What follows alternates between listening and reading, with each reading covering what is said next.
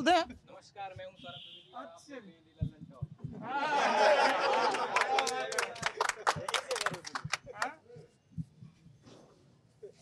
बंदर काफी हैं। फर्रुखाबाद में और ज्यादा है। अच्छा जी, गढ़ है।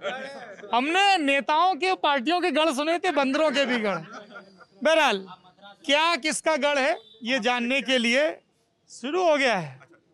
चालू हो जाए। नमस्ते, मेरा नाम सौरभ द्विवेदी है। आप लल्लन टॉप की यूपी चुनाव यात्रा देख रहे हैं। दोस्त ऐसे ही बोलना था ना, बोल दिया। यात्रा इस वक्त मैनपुरी में है। मैनपुरी की शाम के 6 सवा 6 बजे हैं। हम लोग मैनपुरी के अति व्यस्त इलाके के शहीद पार्क में, नगर पालिका के बगल में ये पार्क है। ये दिखाइए, यहाँ पर हमारे देश के, भैया थोड़ा जगह देना, धन्यवाद, 3 शहीद सुखदेव, भगत सिंह और राजगुरु, एक लायलपुर पंजाब से, दूसरे भी लायलपुर पंजाब से और तीसरे महाराष्ट्र से, पुणे से। इन सबको फांसी दी गई थी 23 मार्च 1931 को लाहौर की सेंट्रल जेल में। जो देश अपने अतीत को, उस अतीत के संघर्षों को और उस अतीत के सबकों को याद रखता है, उसका वर्तमान मजबूती की तरफ बढ़ता है और भविष्य बुलंद होता है। और इसीलिए इस देश को अपने शहीदों को और उन शहीदों की जो प्रतिज्ञाएं थी, जो अरमान थे, वो अपने घर के काम के लिए तो नहीं मरे ना, हमारे आपके लिए शहीद हुए। इसको हमेशा याद रखना चाहिए। इससे आपको अपना अहम चेक करने में भी मदद मिलती है। बाकी मैनपुरी के नौजवान भाई साहब अतिरिक्त खुश हो गए। नौजवान और वरिष्ठ नौजवान भूतपूर्व, तुम बेटा बाजार में इनको मिलना जाना है, तुमको ये अभूतपूर्व बना देंगे, है ना। तो नौजवान और वरिष्ठ नौजवानों के साथ मैनपुरी के मामलों पे चर्चा करेंगे। ठीक है जी। तो एक भाई साहब थे जो हमें बताएगा, आजा बेटा, हमको बताएगा कि ये भाई साहब हमको बहुत देर से खोज रहे थे। जी भैया। किसी ठीक वजह से ही खोज रहे थे ना? हाँ भैया। अरे आजकल पता नहीं है भैया। क्या नाम है आपका? शिवेंद्र भदौरिया। शिवेंद्र, बढ़िया वर्दी पहन रखी है तुमने, एनसीसी कर रहे हो, शाबाश। हो गया एनसीसी भैया। C certificate? हाँ। कौन सा ग्रेड आया? हाँ बी ग्रेड आया। ब्रावो। बी? हाँ। तो अब तो तुम सीधी भर्ती में जा सकते हो, एनसीसी वाली। हाँ भैया। हैं? भरा तुमने वो फॉर्म सीडीएस का? वो भरा था, फिर वो भर नहीं पाया था भैया। कोई बात नहीं, अभी फिर आएगी। हाँ भैया। तो पता है ना वो सीधी भर्ती होती है एनसीसी की। हाँ एसएसबी होता है डायरेक्ट उसमें। वो SSB तैयारी की एसएसबी कुछ? नहीं एसएसबी तैयारी तो नहीं आ पाया। क्या तैयारी कर रहे हो? अभी तो ग्रेजुएशन हुआ है और पोस्ट ग्रेजुएशन की तैयारी कर रहा हूँ और नेट वगैरह की प्रिपरेशन करूँगा अभी। नेट की भी प्रिपरेशन? जी भैया। बताओ क्यों खोज रहे थे तुम मुझे? आपको लल्लन टॉप शो में देखा और आपकी जो बातें हैं वो हमारी बातें, हमारी जैसी बातें आप करते हैं। बताओ आपकी क्या बात है? भैया मैंने आपको 21 शायद लास्ट पिछले महीने 21 तारीख को आपका लल्लन टॉप देख रहा था, तो आपने कहा था चुनाव यात्रा पे निकल रहा हूँ। उसी रात मैंने आपको मेल भी किया था वो अपने एलटी चुनाव पे। तो मैं, विषय क्या है? विषय बताओ। विषय ये है कि मैनपुरी में जो शिक्षा व्यवस्था है, हाँ, उसमें उसकी गुणवत्ता के ऊपर बात होनी चाहिए। बताओ। यहाँ जो प्राइमरी स्कूल हैं, बाकी जो डिग्री कॉलेज भी हैं, डिग्री कॉलेज इस हिसाब से चल रहे हैं कि मान लो कि कोई भट्टा कॉलेज टाइप, जहाँ सिर्फ डिग्रियाँ मिलती हैं। भट्टा कॉलेज क्या होता है? भट्टा कॉलेज मतलब पैसा देकर आप ईंट लाते हैं भट्टे से। ईंट भट्टे से? हाँ, पैसा देते हैं, ईंट लाते हैं, वैसे ही पैसा देंगे। और भट्टा कॉलेज मतलब पैसा दें और डिग्री ले। ऐसा होता है मैनपुरी में? कहाँ पे होता है? हर जगह, हर कॉलेज, प्राइवेट कॉलेज में ये हो रहा है। क्या रेट चल रहा है? रेट मान लीजिए आप, जो तो नकल के ऊपर है, जितनी नकल बन जाए। क्लास के 10th में हो तो 3000 और मतलब मैं 3000 रुपए दूंगा तो 10वीं की परीक्षा सर, एग्जाम होने पर जो वो नकल के पैसे लेते हैं उसकी ये अलग अलग लिस्टें हैं उनके पास। नकल कैसे करवाते? मतलब कोई और कॉपी लिखेगा? नहीं ऐसा होता है, चाहे लिस्ट बनती है सर, जैसी आप पैसे। मान लीजिए इनको 10वीं पास करनी है और आपने ठेका लिया, आ गया हो। हाँ, घबराओ नहीं, अभी तो है। आपके चैनल पे घबरा ना, बस बहुत बढ़िया, शाबाश। इनने 3000 रुपया दिया, अब तुम इनको कैसे पास करवाओगे? हम इनको ऐसे पास कराएंगे, इन जैसे बंदे हमें 50 मिल गए। हाँ, किसी भी कॉलेज में 50 बंदे मिल गए, 15 डेढ़ हो गए, 50 बंदे मिल गए। हाँ। तो 50 बंदों को मैंने अलग कमरे में बैठाया। हाँ। और जो बचे, मतलब जैसे सीट हमारी 100 की है, महत्वपूर्ण चीज जैसे सीट 100 बंदों की है, 50 बंदों को मैंने इस रूम में बैठाया जिसको नकल कराना है, और 50 बंदों को अलग बैठा दिया। और उसमें उनको चल रहा है अलग, इनका चल रहा है अलग। ये शिक्षा व्यवस्था है यहाँ नहीं, की। इनको क्या नकल कैसे करवाई जाएगी? नकल सर सब बोल के ये सर सामने इनके सामने रखा होगा, ये उसे इस बार की बात बताता हूँ भैया, सुनो, नया मॉडल है। इस बार की बात बता रहा हूँ। कुछ कॉलेज हैं जहाँ मेरे दोस्त वहाँ पढ़ते हैं, मैं तो चित्रकूट महाविद्यालय में पढ़ता हूँ, तो मैंने उनसे पूछा एग्ज़ाम हो गया? बोले कि हाँ हो गया, क्योंकि इस बार यूनिवर्सिटी ने 100 क्वेश्चन दिए थे और 50 क्वेश्चन करने थे, वो भी OMR वाले थे। तो OMR मतलब बहुविकल्पी। बहुविकल्पी, उसमें ABCD ऐसे करके सेट आते हैं। तो उसने बोला कि जैसे ही मैं पेपर मिला मुझे, तो मुझे कहा कि A वाले इस लाइन में बैठ जाएं, B वाले उस लाइन में बैठ जाएं। उन्होंने पूरा डिस्ट्रीब्यूट कर दिया, वो पूरी लिस्ट आई, आंसर बोल दिया, हो गया एग्ज़ाम। ये कहाँ पे हुआ? मैनपुरी के कॉलेजेस में। मैनपुरी कॉलेज भोगांव में।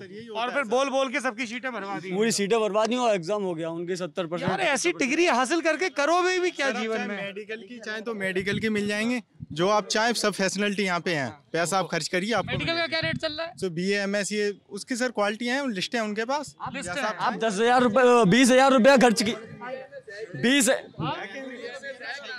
भैया 20,000 रुपए दीजिए, आप डी फार्मा कर लीजिए। 20,000 में बी फार्मा? हाँ, अरे मजाक बना रखा है। हाँ भाई क्या नाम है? मेरा नाम अजय मिश्रा है। मेरा नाम अजय मिश्रा है। भैया इसमें एक बात ये भी महत्वपूर्ण क्या है, करते हो? मैं स्टूडेंट हूँ। इसमें एक बात ये भी महत्वपूर्ण है कि मैनपुरी के बच्चे पढ़ना कितना चाहते हैं। जो डिग्री कॉलेज है, चित्रगुप्त डिग्री कॉलेज है, उसमें क्लास लगती है, उसमें कितने बच्चे जाते हैं, ये भी महत्वपूर्ण बात है। बच्चे क्या करते हैं, केवल 10वीं पढ़ी 12वां पढ़ा, उसके बाद सर यहाँ से बाहर चले जाते हैं या कोचिंग लगा लिया। क्लासरूम का जो सर सिस्टम है, वो कारण चाहे कुछ भी रहा हो, वो खत्म हो चुका है। तो ये मेन बात है। बगल वाले गांव का खौफ मतलब? क्यों चित्रगुप्त जो डिग्री कॉलेज है, आप जब एग्जाम चल रहे हो, आप कभी अचानक चले जाना, स्टाफ कम मिलेगा आपको। उसके बगल में गांव कौन सा? बगल के गांव है नगला जुला है, तो आपको ठेकेदार मिल जाएंगे भाई, ठेकेदार मिलेंगे। टीचर डर जाएगा। बगल के गांव सत्ताधारी गांव, पूर्व विधायक रहे वहाँ के, अंदर चले गए, अगर उन्हें पसंद है, उनका ये दोस्त है मिलने वाला है, नकल उसी को देंगे, जाके टीचर बोलेगा, टीचर पिटेगा। हाँ। सत्ता अभी आई है ना 4 साल से। मैं सत्ता की बात नहीं कर रहा हूँ, मैं क्लासरूम जो सिस्टम है, जो कल्चर है, जो क्लासरूम कल्चर खत्म हो चुका है, वो मैं किसी आप कह रहे हो कि यहाँ के स्टूडेंट पढ़ने के लिए नहीं जा रहे। हाँ भाई क्या कहना चाह रहे थे सर? एक हाँ, हमारा कहना ये था सर कि जो लड़ो नहीं, आराम बिल्कुल आराम, थोड़ा दूर रखिए। हम सबके पास आऊंगा ना, मैंने कहा ना तसल्ली से बात करेंगे। हाँ, क्या नाम है? ये जो भाई बोल रहे हैं, नाम क्या है? नाम सर मेरा अमित यादव है। अमित यादव। क्या करते हैं अमित यादव? सर स्टूडेंट हूँ अभी तो। और नेता भी है, छात्र नेता भी है? ना नेता नहीं हूँ सर। क्या करते हो? काम क्या करते हो? काम तो सर अभी चल रहा है प्राइवेट ही, अपना जॉब। अरे थोड़ा खुल के बताओ। जॉब कर रहा हूँ सर। क्या जॉब करते हो? प्राइवेट सर, अभी हॉस्पिटल में। क्या करते हो? अरे यार तुम तो बड़ा गुप्त ढंग से। हॉस्पिटल में क्या कर, सर्जन हो? ना सर्जन तो नहीं हूँ हैं? फिर फार्मा होता है? जनरल वर्क सीख रहा हूँ सर। तो यही तो बताओ ना कि हॉस्पिटल में जनरल वर्क सीख रहे हो। जनरल वर्क क्या होता है हॉस्पिटल सर में? अब जैसे इंजेक्शन लगाना और बीगो वगैरह लगाना, ये चीज। इंजेक्शन लगाना सीख रहे हो? हाँ सर। नर्सिंग की पढ़ाई किए बिना ही? नहीं सर, नर्सिंग की पढ़ाई वो पढ़ाई एक सर चल रही है सर। कहाँ चल रही है? अब गुरु तुम पकड़े गए हो? नहीं ऐसी बात नहीं है। कहाँ पे कर रहे हो नर्सिंग की सर पढ़ाई? Agra IMT college. आगरा के MD कॉलेज? हाँ IMT कॉलेज है। MD की IMT? IMT IMT कॉलेज, ये नर्सिंग का हाँ कॉलेज? नर्सिंग का कॉलेज है सर। उसमें तुम्हारा दाखिला है? Yes sir. कितने साल का कोर्स होता है? 3.5 का। नहीं 4 का नहीं होता, 3.5 का। गोल घूम अरे रहा है। नहीं, गोल नहीं घूम रहा है। हाँ, तो सर मैं ये कहना चाह तो रहा था, तुम जो वहाँ ये आगरा भाई बोल रहे के, हैं। पहले हमारे सवाल हाँ का सर, जवाब बताइए। दो। तो तुम आगरा के IMT कॉलेज में पढ़ते हो, तो सुई लगाना यहाँ सीख रहे हो, ये क्या चक्कर है? सर अभी आया था यहाँ पे सर। तो यहाँ पे भी लगा दी? हाँ यार। जहाँ घूमने गए, रिश्तेदारी में गए, वहाँ सुई लगा दी? नहीं ऐसा नहीं है सर। अब गंभीरता सीख रहे हो कि नहीं? बहुत महत्वपूर्ण काम है सुई लगाना। गंभीरता ही से सीख रहा हूँ। हाँ, बहुत महत्वपूर्ण काम है डॉक्टर लाइन में जाना, क्योंकि डॉक्टर्स ने पैरामेडिकल या नर्स या जो भी है। अब मेरा कहना ये कहना चाह रहे थे, अब बात जो ये भाई बोल रहे हैं कि जो यहाँ की व्यवस्थाएं खराब की हैं, तो की तो हम ही लोगों ने। हाँ, तो अब जैसे हम चाहें कि हमें पढ़ना है, हमें पैसे नहीं देने, तो क्या हम पास नहीं होंगे क्या? हाँ। गवर्नमेंट पढ़ाई कॉलेज में करनी भी तो जा पड़ेगी। सकते हैं। हाँ, अगर हम खुद पढ़ना चाहें तो क्यों हम पैसे दें? तो क्यों मैनपुरी के लोग क्या पढ़ना नहीं चाहते हैं? ये क्यों रेट चल रहा है? तो ये जो बोल रहे हैं कि क्या पैसे देने ही वाले पास हैं? आराम, बिल्कुल आराम से, बहुत ही सभ्य ढंग से। परीक्षा ही नहीं हो रही है। क्या नाम है आपका? नाम एक सुरेश यादव जी। सुरेश यादव जी, क्या करते हैं आप सुरेश जी? मैं खेती करता हूँ। बताइए क्या कहना चाह रहे हैं? इस सरकार में परीक्षा ही नहीं हो रही है। किस चीज की परीक्षा नहीं हो रही? किसी की नहीं हो रही, इंटर हाई स्कूल किसी की नहीं परीक्षा हो रही, सब ऐसे ही प्रोटेड हो जा रहे हैं। कोविड की वजह से नहीं हो रही ना? अरे वो तो सरकार में जो परीक्षा नहीं, तो नकल की बात ही कहाँ आ गई? नहीं, वो उसके अलावा बता रहे हैं कि उसके पहले, ये कब कोविड के पहले का रेट बता रहे थे ना आप लोग? कोविड के पहले का कंपटीशन क्लासेस का, कंपटीशन का टेस्ट होता है, निकलता है इस सरकार में, और उसके बाद फिर कैंसिल हो जाता है, और हो जाता है तो हाई कोर्ट में अटक जाता है। चाहे 2015 की एसआई भर्ती रही हो, वो हाई कोर्ट में अटकी हुई है, लगातार उनकी ट्रेनिंग भी हो गई है और लोग घूम रहे हैं। एसआई भर्ती के और भी लोग थे, कौन था? अच्छा ये एसआई भर्ती कौन कौन है? एक तरफ हो जाओ जरा, आ जाओ आगे आओ। ये तुम तीनों लोग ऐसा बेरोजगार दरोगा, ये अरे हम उन्हीं के पास जा रहे हैं यार। आप किस नेता कहाँ के हो? यहीं के नेता हो क्या आप? बेरोजगार दरोगाओं के नेता हो? थोड़ा धैर्य रखिए। अरे मेरे भाई प्रभु, हाथ जोड़ विनती, तो हम उन्हीं के पास तो जा रहे हैं ना, तो उनकी बात सुने ना। हाँ जी,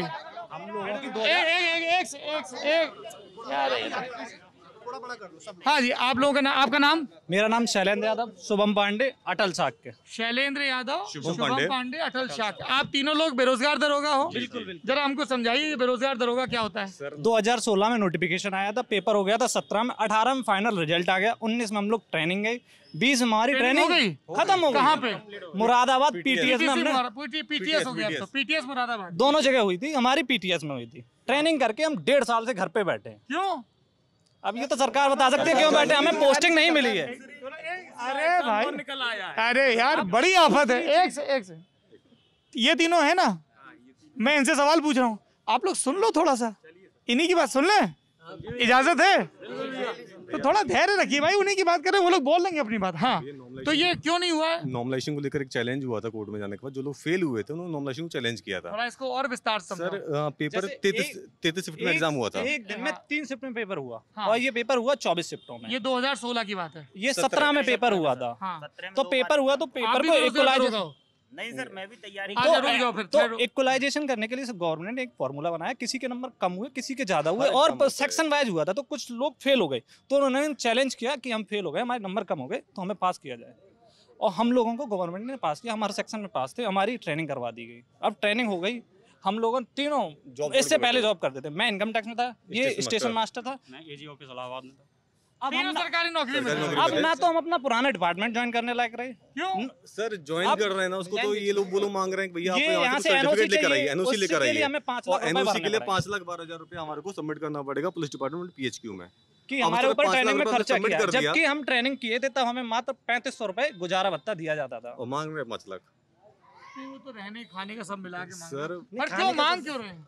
या तो ज्वाइनिंग दें या बिना पैसे के एनओसी दें। एनओसी देनी चाहिए ना सर, देनी चाहिए ना, तो हम जिससे कि अपना कम से कम पुराना वाला डिपार्टमेंट जाके ज्वाइन कर पाए ना। तो मतलब ऑन पेपर तुम लोग अभी 2 सरकारी विभाग में हो, बिल्कुल, और असल में कहीं नहीं हो, कहीं नहीं, घर पे बैठे 15 महीने से बैठे हुए। अच्छा, ये तुम्हारे ही साथी हैं जो वहाँ लखनऊ में लाठी खाए हैं? 30 दिन से लखनऊ में बैठे हुए हैं, कोई सुनवाई नहीं हो रही वहाँ पे, 30 दिन से कोई सरकार की तरफ से वहाँ पे। क्या बोला है सरकार ने? कुछ नहीं बोल रही सर, को मिलने भी नहीं आ रहा। सरकार ने तो ये कह दिया विधानसभा में हमारी कोई भी भर्ती कोर्ट में लंबित नहीं है। वो तो सर बोलते हैं 2486 दरोगा पास आउट हो गए।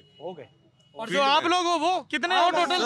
2486 विधानसभा में कैंडिडेट मर भी चुके हैं। मुख्यमंत्री ने क्या बोला विधानसभा कि में? 2486 दरोगा पास आउट होके फील्ड में सर्विस कर रहे हैं। हम सर यहाँ फील्ड में सर्विस कर रहे हैं, कोर्ट में लंबित नहीं है। आप लोगों की पोस्टिंग यही है, शहीद पार्क में है क्या? शहीद पार्क में ही है सर, फील्ड पे तो नहीं दिख रहे हो। फील्ड में ही है सर। अच्छा जी, क्या नाम है आपका? बोलो, आप भी बेरोजगार दरोगा हो? नहीं सर, मैं ये यस सर कि नहीं सर? सर मैं बेरोजगार हूँ पर दरोगा में नहीं हूँ। बताइए। क्योंकि सर मैं सन 2018 से इसमें लगा हुआ हूँ, कंपटीशन में। कंपटीशन तब से इधर 18 में फॉर्म भरता हूँ, तो 21 में उसकी परीक्षा हो रही है, 19 में भर रहा हूँ, उसकी पता नहीं कब होगी, तो इसी हिसाब से सब चल रहा है। पहले प्रक्रिया 2 होती थी, अब कोर्ट में भी जाओ, लाठी भी खाओ, पुलिस वाले ये कहते हैं कि ज़्यादा कुछ करोगे झूठा मुकदमा लगा देंगे, इस तरीके से दबाते हैं। और ये सरकार एक भर्ती 2 बार गिना देती है, एक बार वैकेंसी निकालेगी तब, उसके बाद जब उनकी परीक्षा हो जाएगी फिर ये पता नहीं क्या करती है, और सब जीरो है इनका, बिल्कुल जीरो। बातें कुछ हैं और करना कुछ है पटल पे। हाँ जी, आपकी पीड़ा है, बहुत देर आपने। सबसे पहले तो आपको प्रणाम है, आपको इन बालकों को आप लोगों से सीखना चाहिए। ये तो देखिए थोड़ा, देखो भड़बड़ चालू कर, अरे रुक जाओ शेर है जी। बताइए क्या नाम है आपका? मारवेंद्र सिंह नाम है मेरा। 2016 में मैंने एक परीक्षा दी थी, असिस्टेंट अकाउंटेंट ट्रेजरी, सहायक लेखाकार कोषागार। ये राज्य सरकार की परीक्षा? राज्य सरकारी UPSSC उत्तर प्रदेश अधीनस्थ चयन सेवा आयोग कराता है वो, उसकी मैंने परीक्षा दी थी और परीक्षा देके परीक्षा पास की। मेरा सरकार बदली, इंटरव्यू हो गया। इंटरव्यू हुआ 17 फरवरी में, 2000 फरवरी में इंटरव्यू हो गया। फिर सरकार बदल गई, वर्तमान सरकार आई, उसने वो भर्ती रद्द कर दी। फिर कोर्ट गए हम लोग, कोर्ट से हमारा दोबारा इंटरव्यू होता है 2018 नवंबर में। 2018 नवंबर में इंटरव्यू हुआ। उसके बाद आज तक तो परिणाम नहीं आया। उस भर्ती में 547 पद असिस्टेंट अकाउंटेंट के थे, ट्रेजरी जो हमारा था, बीकॉम ग्रेजुएट था मैं, और कुछ पद थे ओ लेवल वाले। एक भर्ती में से ओ लेवल वाले तो उन्होंने ज्वाइन करा दिए। उससे पहले इसी प्रकार की भर्ती एक कर चुकी थी अखिलेश की सरकार, वो सारे लोग नौकरी कर रहे हैं, और एक आधे को तो ज्वाइन करा दिया, आधी भर्ती का अध्याचन रद्द कर दिया।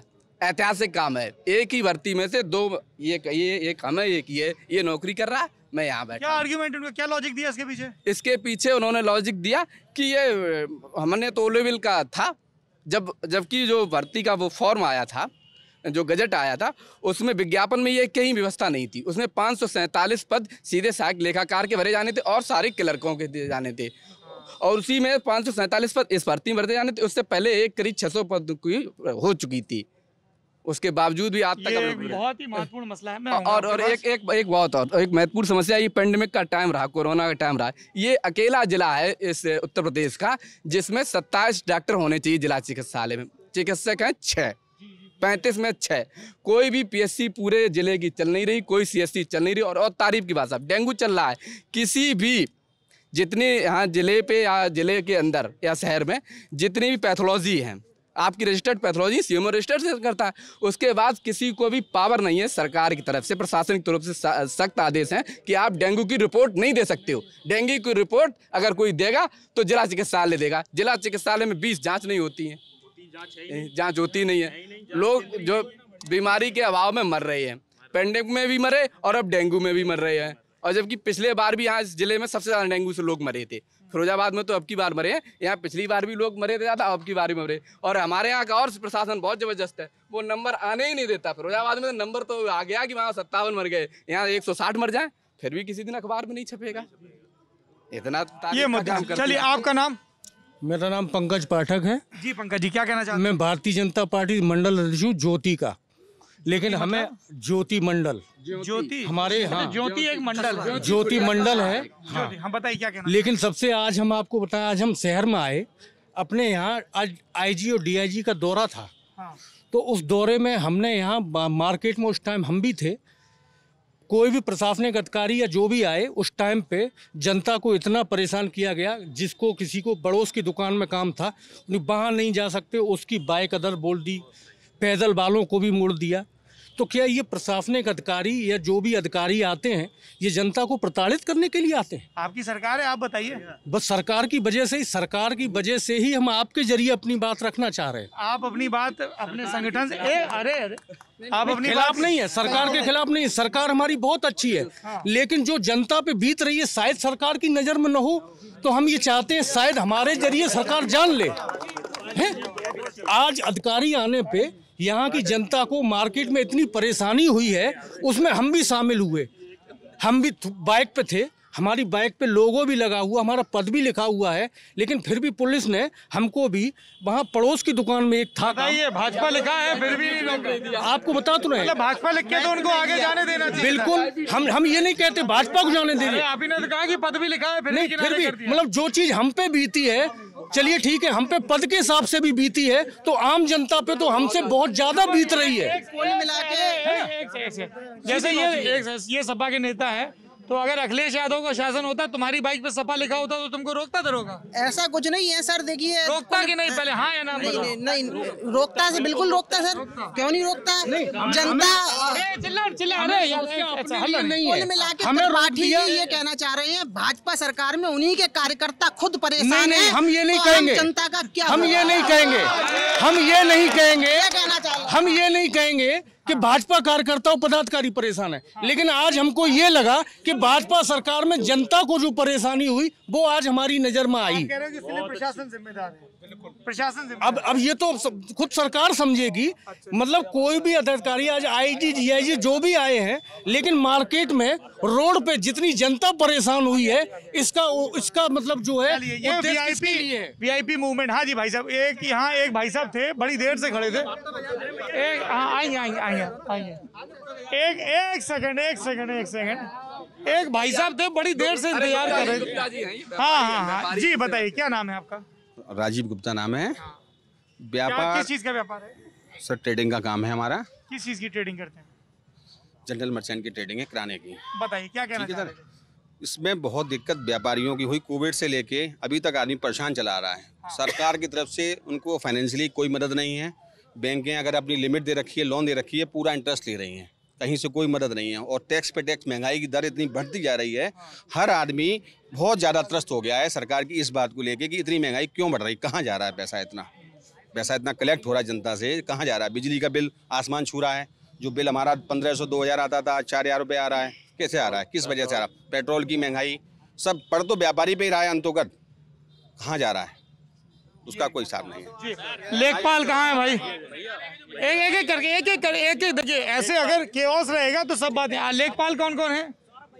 आपने कहा था लेखपालों की। लेखपाल का मुद्दा है सर। मुद्दा आप लेखपाल के मुद्दे पे हो? लेखपाल पे नहीं, लेखपाल के मुद्दे पे कहना चाहता हूं। अरे आप करते क्या हो?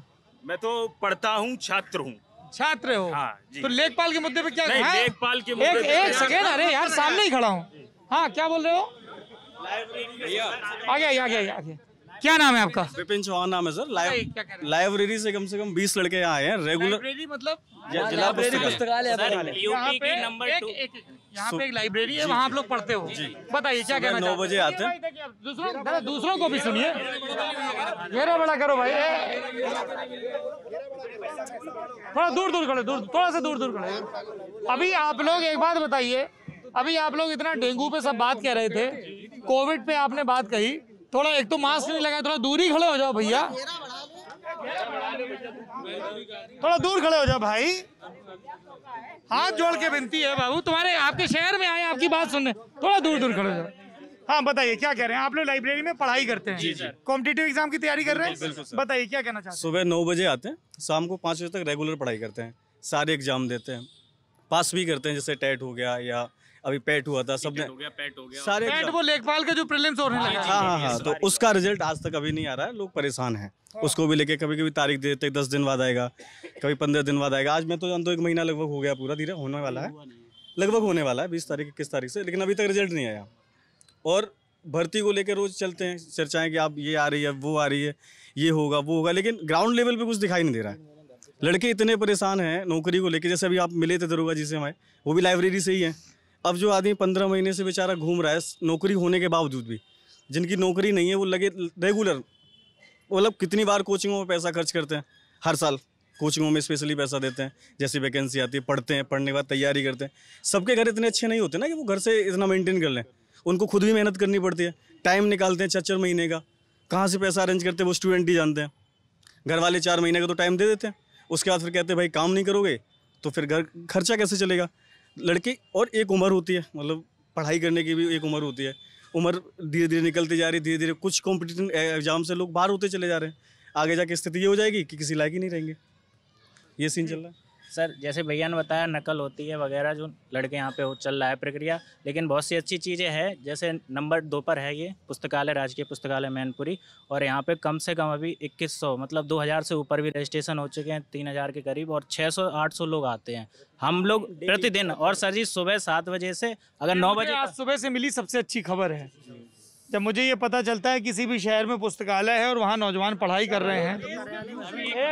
एक मिनट सर, और उसमें अगर आप शाम तक पढ़ना चाह रहे हैं 9 बजे 10 बजे, तो वहाँ के प्रबंधक इतने कोऑपरेटिव हैं। किसकी लाइब्रेरी किसने शुरू की? राजकीय लिए जिला पुस्तकालय, सरकारी लाइब्रेरी रात के 9 बजे तक खुली रहती है। रात के 9 बजे तक वहाँ के प्रबंधक इतने कोऑपरेटिव हैं। क्या नाम है भाई? इतने भले व्यक्ति? संजय यादव नाम है। बहुत भले व्यक्ति। बिल्कुल सर, सरकारी लाइब्रेरी खोल के रखना नहीं, अगर आपके लिए अगर वो कहेंगे कि आपको नाइट में पढ़ना है तो वो ये कह देंगे ये हॉल खोल दिया है, आप पूरे रात पढ़ सकते हैं। वो पैसे से मदद करते हैं, वो अपनी सैलरी लगा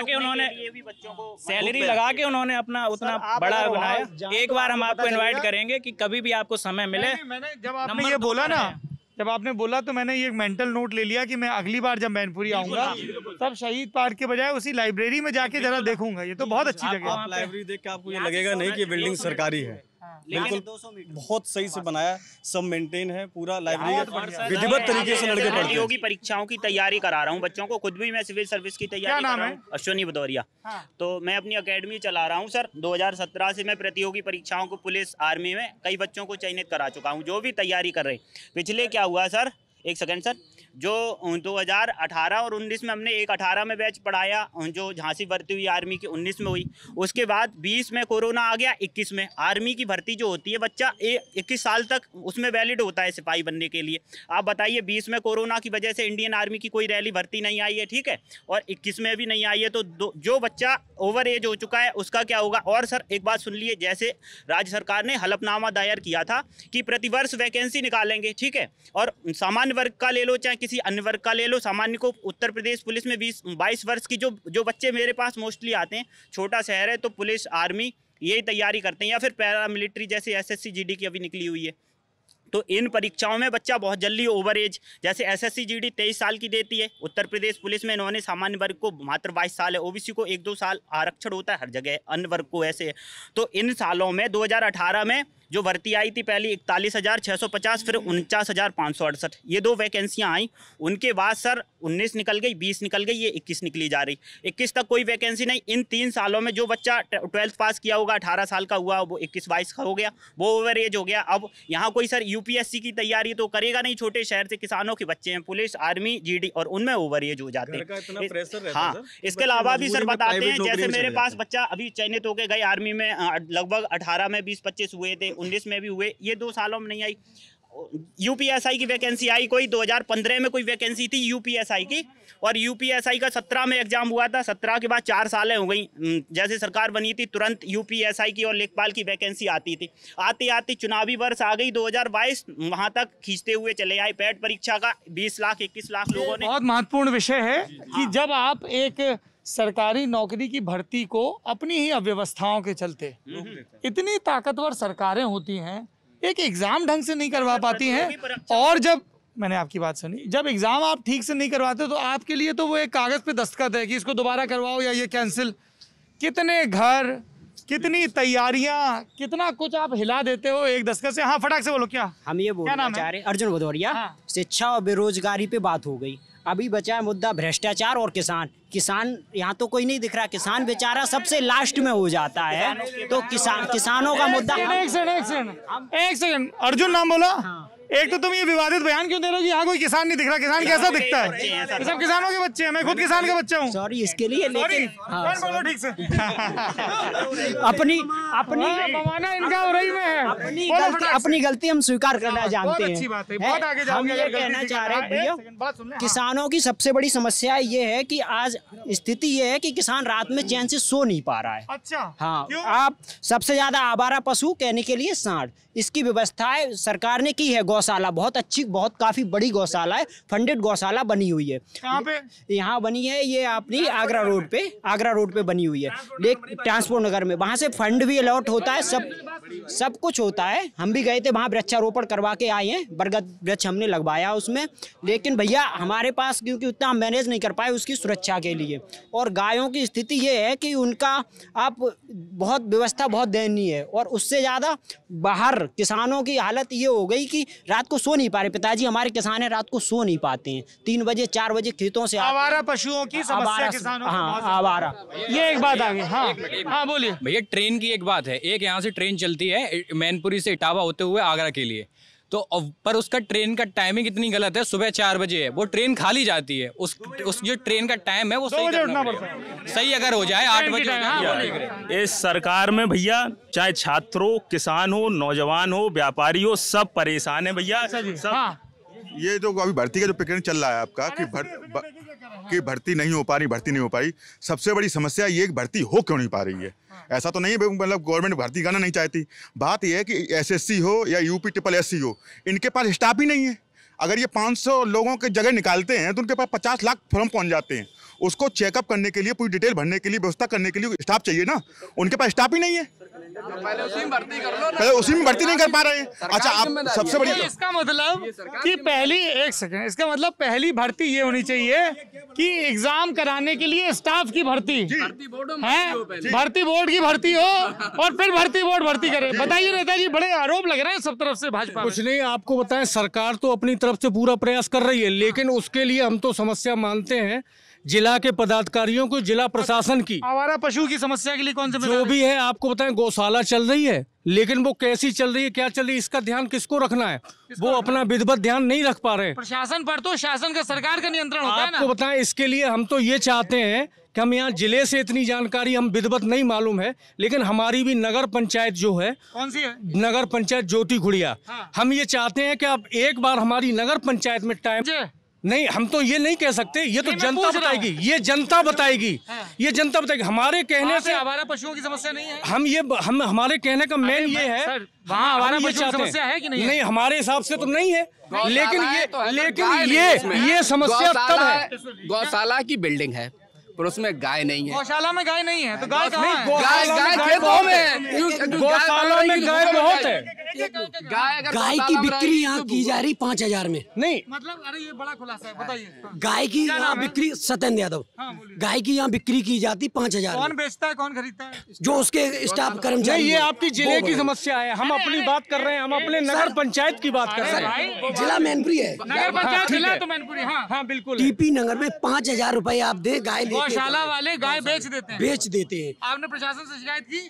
हाँ की, कोई असर नहीं है, कोई असर नहीं। ये तो बहुत गंभीर इल्जाम है भाई। सर दूसरी समस्या ऑक्सीजन की जो आ रही, इसमें 3 विधायक जो ऐसे एक जब आप लोग बोलते हैं नौजवान, तो आप चाहते हैं कि पूरा प्रदेश सुने ताकि जनमत हो, एक दबाव हो, तो जो दूसरे लोग बोल रहे हैं उनको भी तो सुनना हो। अगर सब बोलेंगे तो कोई सुनने पे चाहिए ना। थोड़ा पीछे पीछे हो जाओ भैया, थोड़ा देखिए, बहुत डिहाइड्रेशन की स्थिति है, बहुत उमस है, गर्मी है ना जी। सर जो ऑक्सीजन के लिए यहाँ के सांसद है माननीय नेताजी मुलायम सिंह यादव, उन्होंने 25 लाख रुपए दिए। ब्रजेश कठेरिया किसनी विधायक, उन्होंने 25 लाख दिए। करहल विधायक सोवरन सिंह यादव, उन्होंने 25 लाख दिए। सदर विधायक राजकुमार यादव, उन्होंने 25 लाख दिए। हमारे यहाँ ऑक्सीजन। भोगांव विधायक का नाम नहीं लिया आपने? भोगांव बीजेपी विधायक हैं और मंत्री हैं, उन्होंने भी दिए। उन्होंने भी दिए। क्या दिए? हमारे डीएम साहब कुछ प्लांट चालू नहीं हो पा रहा है, उसके लिए हम तो प्रशासन की कमी मानते हैं। आप एक तो भाई साहब गुटखा खाए, थोड़ा गुटखा थूक क्या मजबूरी है। देखिए ये चीज गुटखा थूका, फिर बात कुल्ला करोगे, इनको पानी दो। नहीं तो वो ऊपर गिर रहा है, ऊपर गिर रहा है, ऊपर गिर रहा है, लगता है। नहीं ऊपर गिर रहा है, इसलिए कहा, बुरा मत मानिए, मेरे ऊपर गिर रहा है। 2 किलो गुटखा दोबारा खा लेना। गुटखा और तमाकू के लिए फेमस बहुत, ये बहुत अच्छी बात नहीं है, ये बहुत अच्छी बात नहीं है। कैंसर के लिए भी है। अरे ये गर्व करने की बात नहीं है। हाँ सर अभी, अरे एक सेकंड अरे भैया को जरा गुल्ला करने के लिए पानी दे दो। कोई बात नहीं। हाँ आपने कहा, हमने कर लिया है, हमने कर लिया। आप बड़े भाई नाराज नहीं होते, कर लो, चलो कोई बात नहीं, चलो सर। हाँ सर 3 विधायक हमारे जो समाजवादी पार्टी से, वो 25-25 लाख दे रहे। सांसद यहाँ से बहुत दे रहे, पर ऑक्सीजन का प्लांट चालू नहीं हो रहा। ये एक बात हो गई। हाँ यहाँ पर जो अभी चुनाव हुआ जिला पंचायत अध्यक्ष या ब्लॉक प्रमुख का, उसमें मुझे मौका नहीं मिला वोट डालने का। आप जिला पंचायत सदस्य हैं? मैं सर क्षेत्र पंचायत सदस्य बीडीसी हूँ। बीडीसी, मौका क्यों नहीं मिला? मौका पक्षपात हुआ, सपा वालों ने अपना नामांकन ही नहीं कर पाया। अच्छा जी सर। अच्छा एक बात बताइए कि आपने जो बात कही, ये पूरे प्रदेश में कई जगह इस तरह की शिकायत मिली। कल मैं फिरोजाबाद में था, तो वहाँ पे एक देवेंद्र राजपूत नाम के लड़के ने भी शिकायत बताई कि हमें पहले विजेता डिक्लेयर कर दिया, अगले दिन सर्टिफिकेट नहीं दिया। ये ऐसा क्या जलवा था कि इस चुनाव के पहले तक पिछले 20-25 साल से सपा का जिला पंचायत निर्विरोध जीत रहा था? क्या था वो जलवा? यही जलवा था जो अब चल रहा है। यही जलवा था जो इस सरकार ने किया है। सत्ता का जलवा था वो सत्ता का जलवा था। जिला पंचायत सदस्य का मतलब है सत्ता का जलवा। सत्ता होगी, उसका जिला पंचायत अध्यक्ष होगा, उसी का सब व्यवस्था होंगी। नहीं हुआ, पहली बार ऐसा हुआ। सवाल पूछना है, सवाल सुनना है। 30 में से 20 सपा के ही जीतते हैं। फिर क्या हुआ? अब की बार भी जीते थे। प्रशासन भी कोई चीज है, नामांकन नहीं होने दिया। उस पद के लिए नामांकन नहीं होने दिया। कोर्ट में या कहीं शिकायत? सर में गए, सपा सरकार में भी ऐसा ही होता था। ऐसा नहीं है कि मतलब सरकार में ऐसा हुआ, सपा सरकार में भी यही हुआ है। इनके भी 52 लोग जीते हैं, एक पूरे प्रदेश में 52 लोग इनके भी जीते हैं। माइक नहीं पकड़ेंगे। अरे आप नहीं चाहता था जी, सुनिए नाम। अरे आप उत्तेजित मत होइए, मैं आपकी बात सुनूंगा। मैं आपकी बात सुनूंगा। नाम बताइए। मैं बोलना चाहता हूँ। आपका नाम? मनोज चौहान। बताइए क्या करते हैं चौहान साहब आप? हम एक शिक्षक हैं। बताइए क्या करना चाहते हैं? मैंने आज दिन तक कोई जात-पात नहीं मानी और सभी लोग एक हैं। चाहे हिंदू हो चाहे मुसलमान, ऊपर से भगवान ने जब पैदा किया जमीन पे, अगर वो कहते हैं मैं मुसलमान हूँ, दिखा खून काट का सफेद निकल जाए लाल निकल जाए। पहली बात तो ये है शिक्षक जो है सभी को रोशनी देता, नीचे अंधेरा रहता उसके, पहली बात तो ये है। और इधर भी मैनपुरी जिले में खास तौर से और 5 जिलों में अभी भी लोग जातवाद में डूबे हुए, पार्टी में डूबे हुए हैं। ये गलत है, ये नहीं होना चाहिए। मैं किसी की पार्टी का नहीं हूँ, मेरे सबसे संबंध है, ये गलत है। ये मुद्दा उठाइए पहले आप। शिक्षक हैं? हाँ मैं शिक्षक हूँ। ऐसा नहीं होना चाहिए। बात तो सुनिए, 2 बातें बताइए। एक तो शिक्षक जो तमाम संस्कार देता है हम विद्यार्थियों को, उसमें एक संस्कार होता है थोड़ा करुणा और शांति का। आपकी सब बात रिकॉर्ड हो रही है, आप उत्तेजित। अरे बात तो सुन लीजिए। दूसरी अरे बात तो मैं ऐसा ही बोलता हूँ। चौहान साहब बात तो सुन लीजिए, हाथ जोड़ विनती है गुरुजी। तो आप जो भी बात कर रहे हैं सब रिकॉर्ड हो रही है, कुछ भी कट नहीं होता है। कोई दिक्कत नहीं, कोई दिक्कत गलत नहीं बोलना, ना किसी को गाली दे रहे हैं। हाँ बिल्कुल, मैं तो कहा आपको रोक नहीं रहा, अभी आपके पास गाली देंगे तो रिक्वेस्ट भी कर लेंगे, माफी भी मांग लेंगे, यही बात है। बात तो सुन लीजिए। दिक्कत नहीं। दूसरी चीज आप कह रहे हो कि ये मुद्दा तो आप ही लोग उठाओ, मैं तो सबको आपने ये बात कही, मुद्दा बताइए। सबसे बड़ी अपनी बात कही, सब रिकॉर्ड हो रही है। सबकी बातों से मैं बहुत संतुष्ट हूँ, लेकिन सबसे बड़ा चीज आज की डेट में शरीर, क्या शरीर है। शरीर है तो सब कुछ है, तो रोजगार सही है। आज की डेट में मैनपुरी में इतने आदमी मर गए, डेंगू में इतने आदमी मर गए हैं। मैं कई बार चेयरमैन को फोन कर चुका हूँ, कम से 20 बार मैंने फोन किया है, ठीक है। लेकिन वो कंडीशन है, पूछो मत। देवी किस पार्टी की नेता है? बीजेपी की। वही हो, और जब भी पार्टी में सभी नेता एक रहते हैं, हम लोग आपस में लड़ते हैं, ऐसा क्यों होता है? ऐसा क्यों होता है? आप लोग सब समझदार, सब पढ़े लिखे, क्यों होता है? हाँ बोलिए, क्या कर रहे हैं? आप देखिए, मैं प्रमाण दे रहा हूँ। ये देखिए, अग्रवाल मोहल्ले में रहता हूँ, जो कंडीशन है देखिए पहले, क्या कंडीशन है। 20-20 साल से प्लॉट भरे हुए, पानी भरा हुआ है, कोई एक्शन नहीं होता। अगर गवर्नमेंट इस पे एक्शन ले ले कि नहीं अगर वो करवा रहे हो तो मैं करवाऊंगा कब्जा सीधी गवर्नमेंट के अंडर में। इसमें फाइन करे जिसका प्लॉट हो, जिसके नाम। ये कंडीशन, डेंगू नहीं फैले, क्या फैलेगा बताइए पहले। सबसे बड़ी चीज शरीर स्वच्छता की है। एक सेकंड। हाँ आपकी बात होगी, आप बोलो। हाँ सर, बेरोजगारी का ही मेरा भी मुद्दा है। वो बात उन्होंने कह दी, उसमें कुछ जोड़ना है? हाँ बिल्कुल जोड़ना है सर। सन 2016 में ग्राम विकास अधिकारी की भर्ती निकली थी सर, मेरे 78 नंबर हैं, जो फाइनल कट ऑफ गई थी, पर ज्वाइनिंग नहीं मिली हमारे पास। क्या बताया वजह, क्या बताई वजह? सर सरकार ने कुछ जो पद खाली रह गई हैं उन पर कोर्ट में ले गई है, हम लोगों के पास कोर्ट में मामले लंबे। हाँ, सिंगल बेंच। आपका क्या नाम है? सर मेरा नाम राय सिंह, मेरा नाम सबको चाहिए सर, मेरा नाम राय सिंह है। जो यहाँ पे बहुत सारी स्वच्छता को लेके जो यहाँ के नगर पालिका के अध्यक्ष हैं, जो अध्यक्षा हैं, उनके पति हैं लक्ष्मण दास गुप्ता, वो यहाँ के ब्रांड एम्बेसडर हैं। तो अगर देखेंगे आप, पास में ये गांव पड़ता है गणेशपुरा सर, गांव में एक गांव पड़ता है पड़ोस में गणेशपुरा, उसकी इतनी बुरी हालत है। गणेशपुरा मुझे बताया डेंगू बहुत फैला हुआ है। बहुत सर, डेंगू घर घर में चारपाई है। और सर बेरोजगारी और हद से ज्यादा सर महंगाई, गैस सिलेंडर, महंगाई, बेरोजगारी और गंदगी, नगर पालिका की बहुत शिकायत है। सर एक नगर पालिका की समस्या। मेरे घर के पास 50 मीटर सड़क पालिका का मसला। हाँ, सड़क के पास पहली बात तो मैं सर ये कहना चाहूंगा सर, यहाँ पे 50 मीटर सर तालाब था सर, उसमें सर रामलीला की वजह से अध्यक्ष जी आ रहे हैं तो पानी उठा के वो साफ कर दिया गया। जब उनका आगमन ये है कि मैं किसी भी पार्टी का सदस्य नहीं हूँ, होना भी कोई गुनाह नहीं, अगर हो भी तो कोई गुनाह नहीं। बोलो की तौर पे देख के आया हूँ मैं, इसलिए यहाँ पे आया हूँ। पहली बात मेरा यहाँ पे ये कहना है कि यहाँ पे अगर स्वास्थ्य सुविधाएं अगर जो हैं वो बिल्कुल सर बेकार हैं। अगर कुछ भी अगर XYZ सर कुछ भी होता तो राम भरोसे यहाँ से 33 किलोमीटर दूर CFI है, तो वहाँ पे फिर भी ट्रीटमेंट मिल रहा है लोगों को। यहाँ पर किसी भी तरह की कोई भी स्वास्थ्य व्यवस्था नहीं है। एक बात बताओ, क्या नाम बताया? आकाश जैन मेरा नाम। आकाश जैन, ये जो अव्यवस्था है यहाँ पे स्वास्थ्य की, ये हालिया है या पहले भी ऐसा ही था? पहले जिससे सवाल पूछा उसको बोलना। मैं ये कहना चाहूँगा, मैं यहाँ पे सभी लोग हैं, सपा के भी हैं, भाजपा में किसी का नहीं हूँ, आप किसी से ही पूछ लीजिए। मैं सर ये कहना चाहूँगा, सपा के टाइम में भी था, पर कुछ सुविधाएं थी, जैसे कैंसर यूनिट की सर आई, लेकिन वो स्टार्ट नहीं हो पाई। आई इनकी तरफ सर कुछ भी नहीं आया सर। अभी हाल ही में पेंडेमिक आया है तो अभी ऑक्सीजन प्लांट लगे हुए हैं, अभी लगे हैं, इससे पहले कुछ एडवोकेटिज्म है, जब संकट आया तब समाधान जी। और इससे पहले सर मैं बताऊंगा बहुत से। बताइए क्या नाम है? सर मेरा नाम है अतुल। आज सुबह की बात मैं आपको बताता हूँ। मेरा भाई है कज़न, वो बीमार पड़ा, उसे डेंगू हुआ। सुबह 6 बजे उसकी तबीयत खराब हुई, मैं लेके सरकारी अस्पताल वहाँ पे पहुँचा हूँ। वहाँ पे सर हालत ये है कि एक बेड पे 3-3 आदमी हैं। कोई भी आदमी मरीज वहाँ ये नहीं पता चल रहा कोई डेंगू का है या कोविड का है, किसका, किसी को कुछ पता नहीं चल रहा। आया मरीज, आने के 10 सेकंड के अंदर उसे एक इंजेक्शन लगा दिया, ना उसे चेक किया, ना नब्ज पकड़ी उसकी, ना कुछ किया, सीधे इंजेक्शन लगा दिया उसकी, उल्टी का ही है इसका। देखिए डेंगू की बात क्या नाम है आपका? नदीम इलाही। डेंगू की बात चल रही है, पोजीशन ये है, घर घर डेंगू के मरीज हैं। यहाँ कोई पैथोलॉजी जिला अस्पताल कोई भी डेंगू की पॉजिटिव रिपोर्ट नहीं बता रहा। ये क्यों नहीं बता रहा? ये क्या सरकार कर रही है मुझे नहीं मालूम, लेकिन पैथोलॉजिस्ट चुपचाप से कह देते हैं कि आपको डेंगू है, लेकिन मैं रिपोर्ट नहीं दे सकता। रिपोर्ट नहीं दे, ऐसा है? जी जी बिल्कुल, पूरे शहर में। क्या ऊपर से निर्देश है? मुझे नहीं मालूम।